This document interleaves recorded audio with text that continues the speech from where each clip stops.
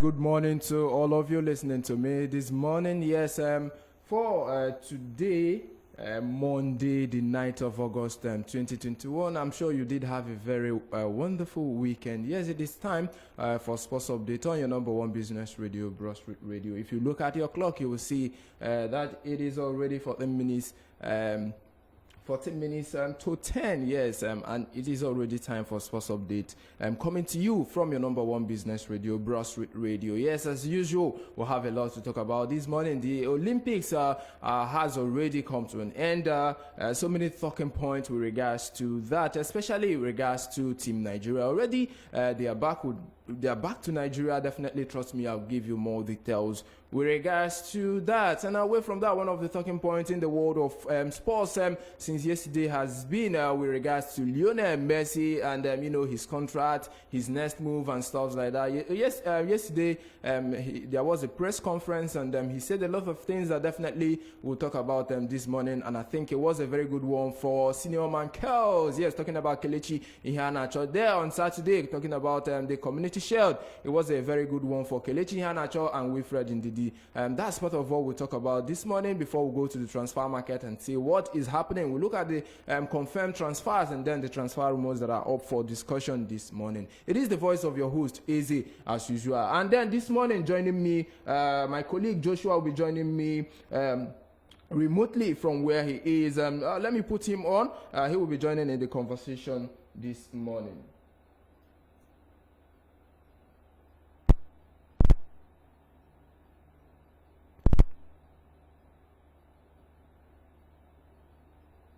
Hello. Hello, Joshua. Good morning.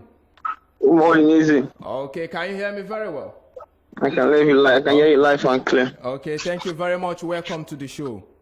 Thank you very much. Always a pleasure once again. Okay, like I said before, joining me is Joshua. Yes, my wonderful colleague, a very good person in the world of sports. He will be joining me to talk about sports this morning. Okay, quickly, just hold on, Joshua. Like I said before at the beginning of the show, already the Olympics has just ended, and there has been a lot of talking points with regards to the just concluded Olympics. But then the US side topped the Olympics medals table for the third successive time after ending the Tokyo Games on Sunday with a best of 39 gold medal, 41 silver and 33 bronze medal. Yes, one of the highlights of the American side was their veteran Allyson Felix, who was able to get gold medals for them in the relay and also a bronze medal individually to become their most decorated track athlete of all time. I think one other area they were very good was that of pool. Yes, they did have a massive success with regards to the pool competitions. But then I think one other area they did well was that of the freestyle. Yes, their freestyle stars Caleb Drizzly and the likes, they were very much okay in that competition. But then followed closely is China, yes, who will be hosting the Winter Games in 2022. They were second in the medal table with 38 gold medals, 2 silver and then 18 bronze medals to their name. I think Great Britain, all these are a couple of teams who were very much okay with regards to the Tokyo Olympics. But talking about the African side, I think the African side that we are very much okay is that of Kenya, who we are 19th on the medal table. Yes, 10 medals to their name, 4 gold medals, 4 silver, 2 bronze to their name. And then followed closely is apart from Kenya, not surprising though, we have the like of Kenya, who is sitting 36 on the medal table there, 4 medals to their name, and so goes the name. We have the likes of South Africa, 3 medals to their name. Egypt, 6 medals, just because they have just 1 gold. That is why they are sitting below South Africa. Ethiopia is also on that list. And then before we see Nigeria, who ended 74th in the medal table with 2 medals to their name, thanks to Blessing and then Ese Brume, who were able to get us those silver and bronze medal respectively to their names. Joshua, can you hear me? I'm with you. First of all, what would you say with regards to the Olympics in general? Not about Team Nigeria, the Olympics in general. Because before now, so many persons didn't believe it's going to hold, especially with regards to COVID-19. Remember, it was moved from last year to this year, and finally, it did hold, despite the coronavirus issues. What would you say with regards to the Olympics and its organization by the IOC? I think it's a good one, and it just goes to show it. It also tested the testament of the athletes, because last year would have been very rough for them. Imagine preparing 4 years, then all of a sudden them cancelling the game. I think the Japanese Olympic committee did a good one by insisting on allowing the games hold on, and if you look at COVID-19 this thing, there were not much. The tests were carried out, which made the games a little bit safe. Despite everything and despite the fears, the game still went ahead. I think it's a good one for the Olympic Committee in general, and also the Japanese organizing team also. Okay, thank you very much. I saw a post from you with regards to talking about the talking points of these Olympics. I saw a post from you where one of the athletes was giving credit to YouTube where he learned stuff like that. Please, can you shed more light with regards to that? I didn't get, sorry, come again. I saw a post from you. Can you hear me? Yeah. I saw a post from you with regards to, was he a player or an athlete, who learned so much of his games from YouTube? And, he's giving credit to them. What would you say with regards to that? Please shed more light. That is the Indian javelin thrower. Okay. He won a silver at the Asian Games last year, and he carrying the Olympic medal this year. Yes. He gave YouTube his credit, and not forgetting, if you look at the last Olympic game, the Kenyan athlete that got a silver medal also credited learning javelin from YouTube also. Yes. It just goes to shows you how the world, no matter what you want to learn, no matter class doesn't restrict you and nothing restricts you. If you want to learn something, just go out there and learn it.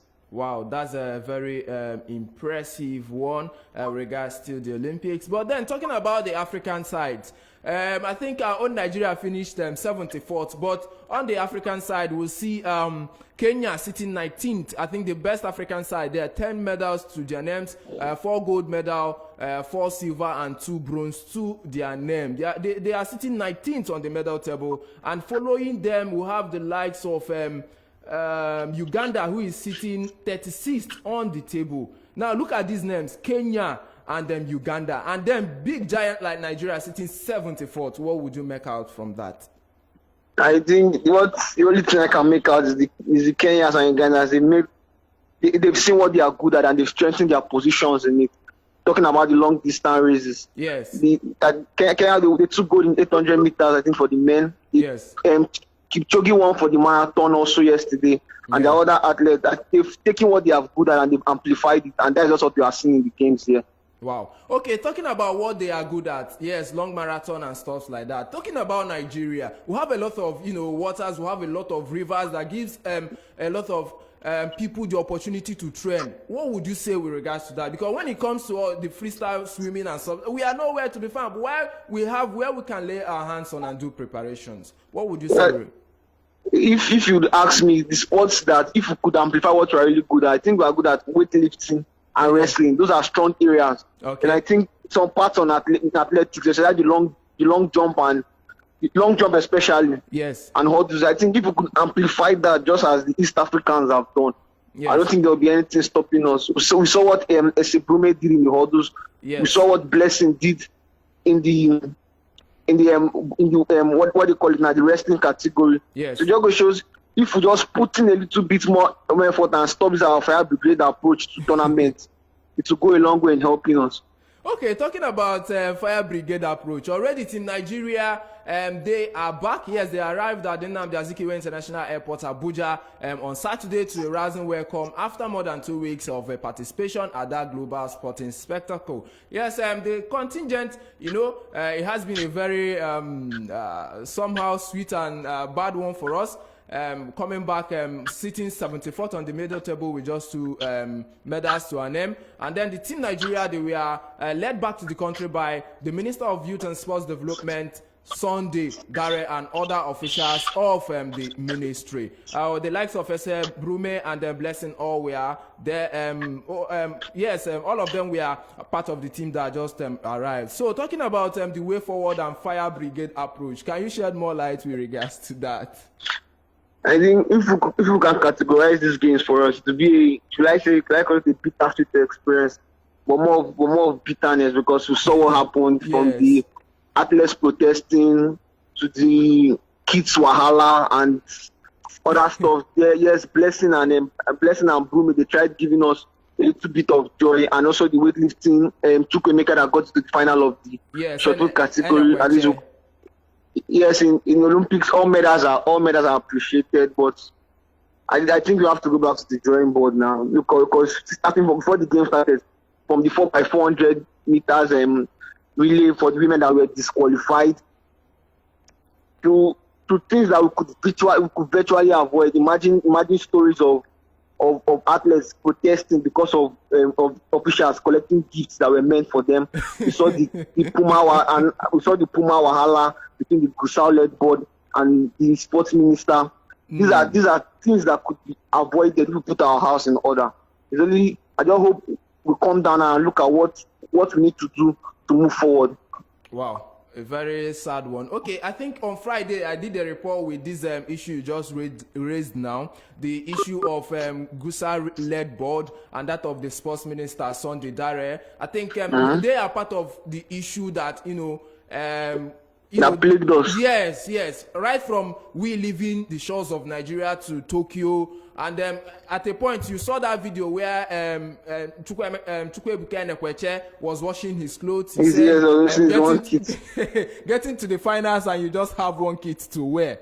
And we saw the likes of Blessing Okagbare, coming out to criticize them. Haruna did his own too, and so many things. In fact, the issue of the sports ministry and AFN is one thing I don't understand, seriously. Who are we to believe? Because the sports ministry, they are coming out to say they know nothing about the contract between the AFN and Puma.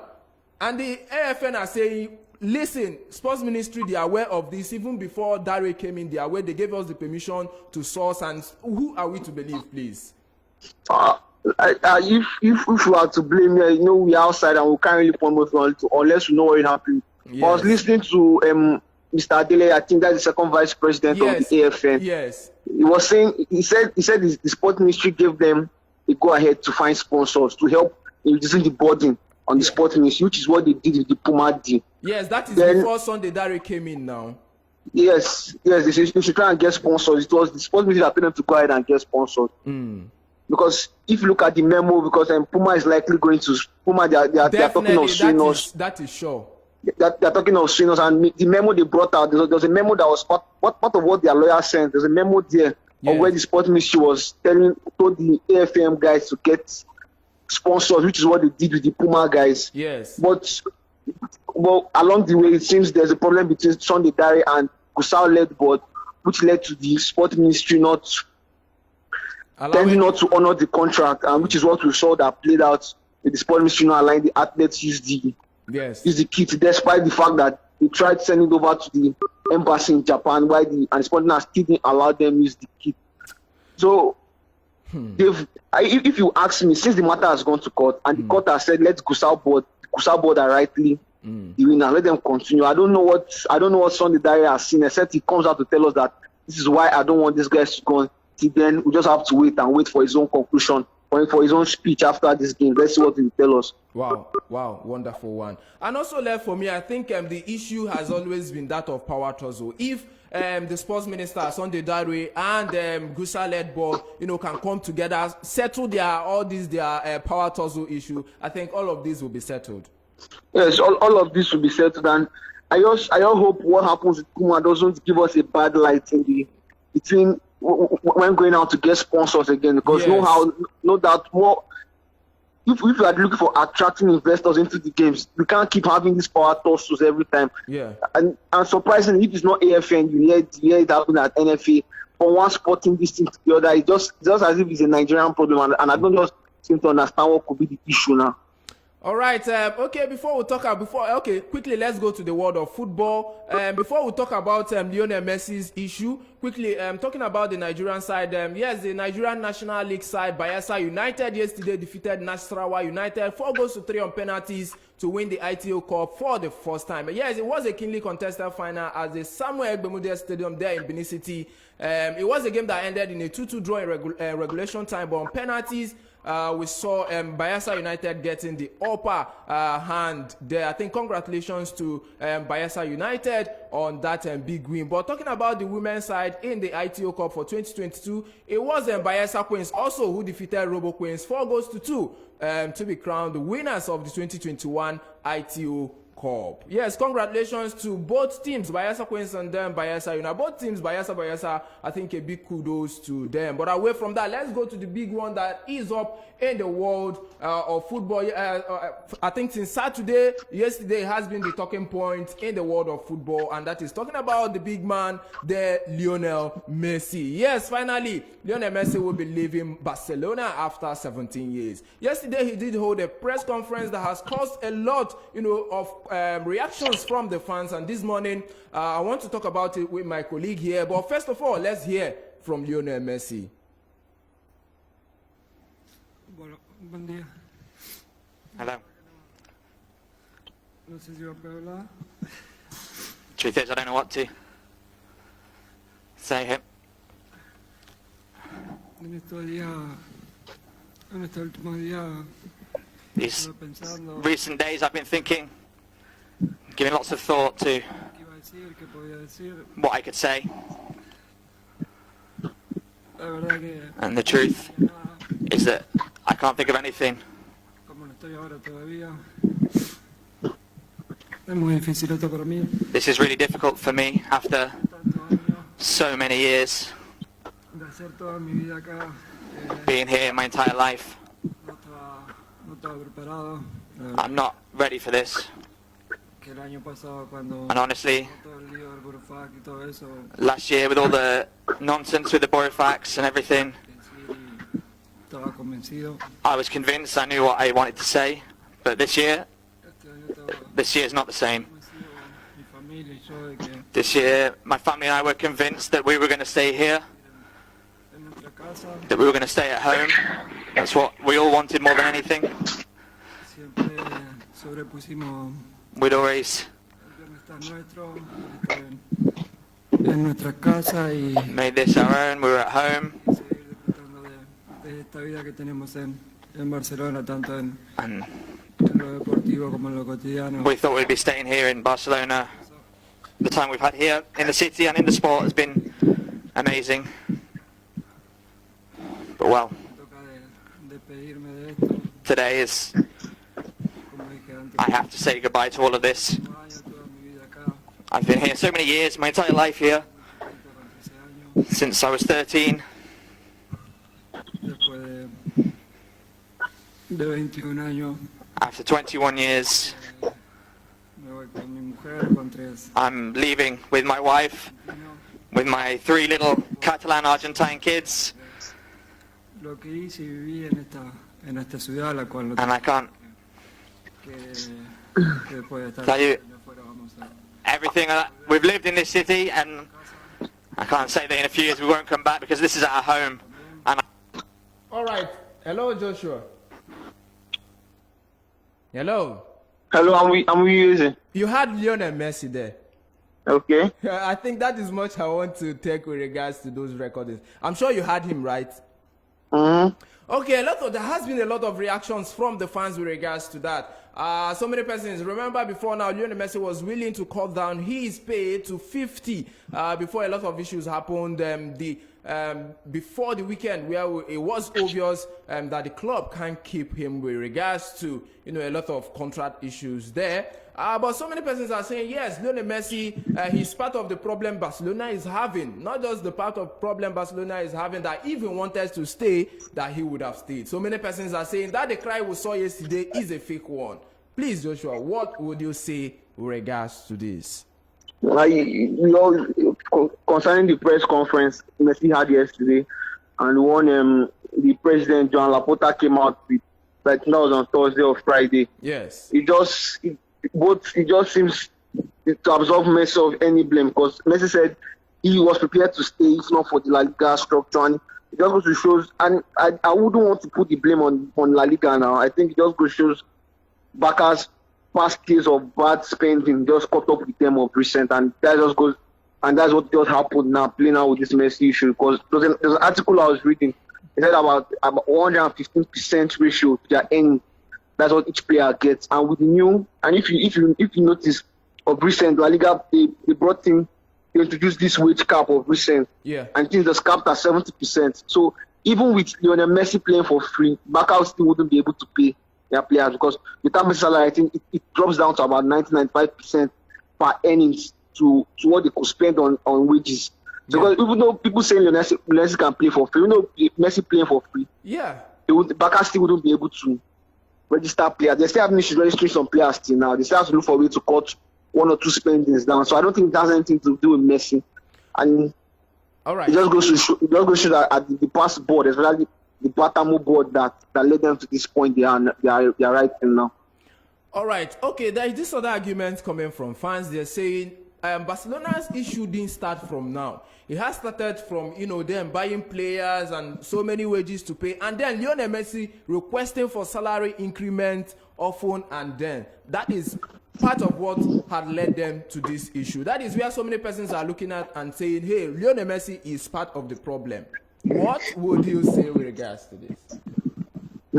Messi is arguably the greatest player to ever play the game, and I don't think it's demand. It takes 2 people to negotiate. Yeah. And if Barca said, this is what we can give you, and this, I believe that I found a middle point. I don't see Messi having anything to do with it here. Yeah. It's what Barca offered, and if Messi could say, okay, I accept this, no, I don't want this, then they go back to the drawing board and negotiate again. It just goes to Barca's poor spending. As I said earlier, buying players they don't really need. Okay, take for instance, when Barca got Adama Traoré, why was it for Adama Traoré then? And they had players coming in from the academy then that could easily fill up those places, but why go for Adama Traoré? So it also shows that if you check out more spending, okay, check for the instance, likes of Felipe Coutinho, the likes of Griezmann, the likes of you could keep on mentioning. Take for instance, last season, Dembele them. At least Dembele, you can say Dembele is still young. He has to resolve. Okay, but at least for the year, yes. Look at Pjanic. Why exchange Pjanic with Juventus and Allen last season, then paying a higher transfer fee to Juve last season? Wow. So you could just see it just takes it's years of bad spending and that just caught up with them. This Messi, it's not about Messi salary or anything. It's just a sustainable wage structure that just caught up with them, and they looked at it. Is that they sacrifice the club's future for now or allow Messi go, then try to meet up what happens?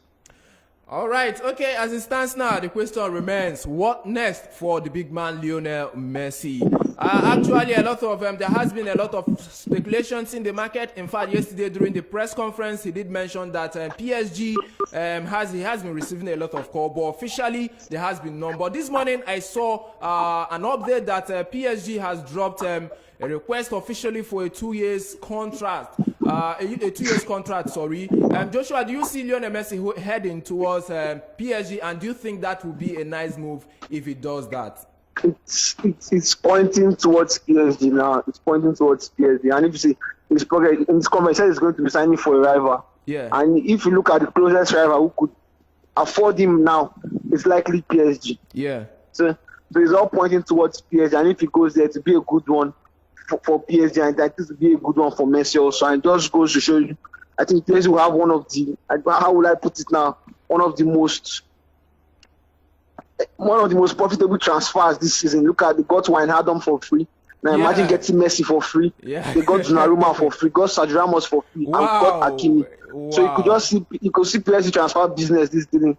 They look like a club knowing what they are going for. And I think there's an assault on the Champions League. They're just trying to beat for now. Let's see if all these transfers for PSG will transmit to winning the Champions League come this season. But away from that, we saw a couple of results coming in the world of football yesterday, and one of the interesting ones we saw was that of Lionel Messi's former team Barcelona defeating Juventus, Cristiano Ronaldo's Juventus by 3-2. So the question I'm bringing on this morning, I don't know, Joshua, can you hear me very well? I'm hearing you. Now, Lionel Messi is off, and we see the team doing well, defeating Cristiano Ronaldo's side, Juventus 3-0 yesterday. Do you think this team is prepared to do without Lionel Messi? Now it's left to Coman to tweak his formation so that they could adapt without big man. Yes, we've always said there's no player bigger than the club. Let's hopefully it aligns for Barca this time around with Messi leaving. We all know the influence of Messi in the team. we've seen his numbers over the years, and you won't tell me they will miss him. Yes, they will miss him, but it's how to minimize the loss now they'll be talking about. Wow. All right, okay. Apart from that, some of that result we saw yesterday was Inter Milan defeating Parma by 2-0. Real Madrid and AC Milan, that game ended in a goalless draw actually. Liverpool taking on Atletico Bilbao, that game ended in a 1-1 draw, while Feyenoord defeated Atletico Madrid by 2-1. But one of the talking points yesterday was a kind of a London derby. We saw Tottenham Hotspur defeating the Emirates side Arsenal by 1-0. I think it has been a very bad one in the friendly games. Last week we saw the Arsenal side losing 2-1 against their fellow London side Chelsea, and this time around also losing against Tottenham 1-0. Please, Joshua, Arsenal, do you think they are ready to compete this season with this result we are seeing? Concerning the Arsenal team, I think Arteta's biggest problem, this issue will be how to get Aubumeyang firing again. Six preseason games and no goals for Aubumeyang. That shows worrying signs for Arsenal. I believe if they can get Aubumeyang firing again, I think they could do well this season. But it has to do with Aubumeyang firing well this season. Wow.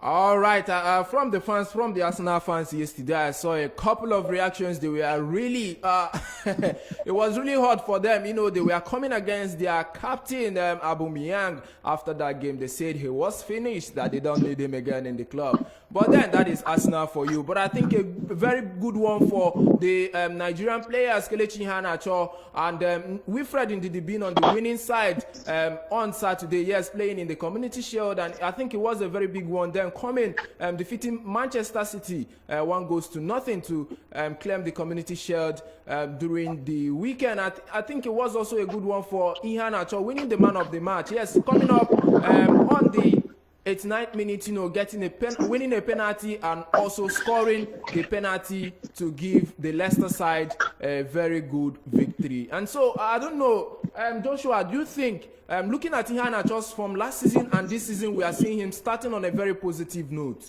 Do you think this is a very good one for him, you know, to start off the season that way? Do you think he will continue this way until the end of the season? Hopefully, he carries the form into the season. I'm looking at Leicester. I want to look at Leicester generally as a team now. If you look at their buys this season, it seems to have bought well this season. And because 2 seasons now, it's just that last extra push that has seen them fail to qualify for Champions League spaces. Hopefully this season will be different. Iheanacho has started firing again. On Saturday, we saw a case of poetic justice coming in from the bench to score against his former side. So let's hope he fires that, he takes that form into the season. They got Patson Daka, they got Sumari this season, and I think they also need to go for a defender due to what happened to Fofana. Fofana is out of the season. Yes, and Evans is injured. So let's just see how it goes for them this season. Talking about the defenders, they just got Ryan Bertrand from Southampton to join them. I think I don't know. He was part of that team that defeated Manchester City during the weekend. I think so. Yeah. I think Bertrand. I think Rodgers will know Bertrand from their time together at Chelsea because Rodgers was his academic coach when he was at Chelsea, and I think it's a good one since they got him on a free.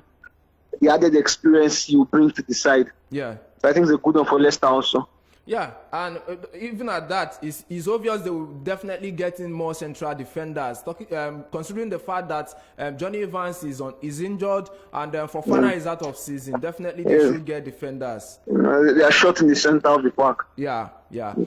Center of the defense, sorry. Okay. Wow, that is much we can talk about sports with my colleague Joshua this morning. Thank you very much, Joshua, for being on the show this morning. Thank you. It's always a pleasure speaking with you. I'm also being on the show. Okay, thank you very much. Do have a lovely day ahead of you. And you also. Thank you very much. All right, okay, we've talked much in the world of sports this morning, but before we wrap it up, let's go to the transfer market and see what is happening. First of all, let's look at some of the confirmed transfers before we look at the rumors and see what is happening. Cristo Romero moving from Malaga to Real Sociedad on loan. Yes,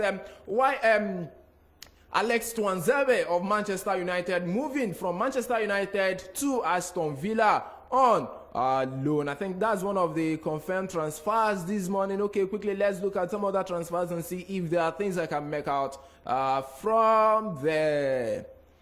All right, okay, Matt Smith moving from Manchester City to Hull City on loan. That is one of the confirmed transfer. And then Jurak Kuka moving from Parma to Watford also on loan. And then not to talk about the big one that happened during the weekend, that is Christian Romero moving from Atlanta to Tottenham Hotspur on a £46.7 million deal. That is some of the top transfers that has happened during the weekend. But then away from that, let's look at the transfer market and see quickly what is happening there. Okay, let's still start with Lionel Messi, the big man. Yes, Argentine forward Lionel Messi, as it stands, is scheduled to have a medical today before completing a free transfer to Paris Saint-Germain. As it stands, Messi is to be unveiled as a PSG player at a special ceremony at the Eiffel Tower in the coming days. As it stands now, Barcelona are attempting to block any attempt by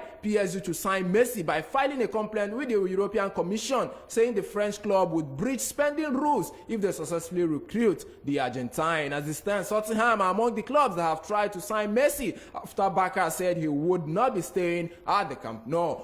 Tottenham boss Nuno Espirito Santo will hold talks with England striker Harry Kane today to try to convince the 28-year-old to stay at Spurs amid interest from Manchester City. Talking about the Gunners, Arsenal are ready to make a move for Atletico Madrid defender Kieran Trippier after Manchester United has been unable to agree a fee with the Spanish champions for the 30-year-old England international. Manchester United, as it stands now, willing to sell forward French forward Anthony Martial for around £50 million, with Inter Milan keen to sign him to replace 20-year-old Belgian striker Romelu Lukaku, who is close to joining Chelsea. While Roma boss Jose Mourinho is keen to sign Paris Saint-Germain 28-year-old Argentine striker Mauro Icardi, with Bosnia Edin Dzeko looking likely to leave the Italian capital for Inter Milan. As it stands, Dzeko on his part is close to moving to the San Siro as a replacement for Romelu Lukaku, who is set to join Chelsea. Arsenal, as it stands, are in competition with Tottenham for the signature of Florentina CBS striker Dusan Vlahovic. With Tottenham also keen on the 21-year-old as a possible replacement for Harry Kane should he leave for Manchester City, while Tottenham are trying to resign Liverpool's 27-year-old England's midfielder Alex Oxlade-Chamberlain 10 years after he left St. Mary. Bayern Munich, on their part, their sporting director Hassan Slavidic has confirmed the German club are interested in signing 21-year-old Norway striker Erling Braut Haaland from Bundesliga rival Borussia Dortmund. As it stands now, let's go back to Old Trafford, where Manchester United are preparing to make a bid for Barcelona 30-year-old French forward Antonio Griezmann, while Porto, West Ham, Leeds United and Norwich have been linked with Fulham's 18-year-old England midfielder Fabio Carvalho, who has turned down an initial offer of a contract extension with the Quarters. As it stands now, Leicester City could recommends their pursuit of Southampton defender Yannick Vestergaard as cover for injured Wesley Fofana. West Ham have also been linked with the Den. West Ham, as it stands now, are in primary talks to sign 26-year-old Belgian striker Divock Origi from Liverpool, while Leeds United remain interested in signing Hector Bellerin, midfielder Matthew Schuna, who won Olympic gold with Brazil in Tokyo on Saturday. And then quickly to wrap it up this morning, Barcelona have offered 32-year-old Brazil goalkeeper Neto to North London clubs Arsenal and Tottenham. Why? As it stands now, Everton are ready to send 21-year-old Portuguese goalkeeper João Vigilé out on loan with a number of championship clubs interested in his signature. I think that is much I can take with regards to the rumors that are up for discussion this morning. And that is where I'm wrapping it up on Sports Update, coming to you from your number one business radio, Broad Street Radio. Yes, I'll be back same time tomorrow. Did I say next week? Tomorrow for another interesting edition of Sports Update from your number one business radio, Broad Street Radio. It's a bye from me. I remain your host, Eze. Do have a lovely day. Remember, Morning Beef Radio will continue as Sinachi. Together with me, we'll be back to take you on How Market. Enjoy the rest of the day.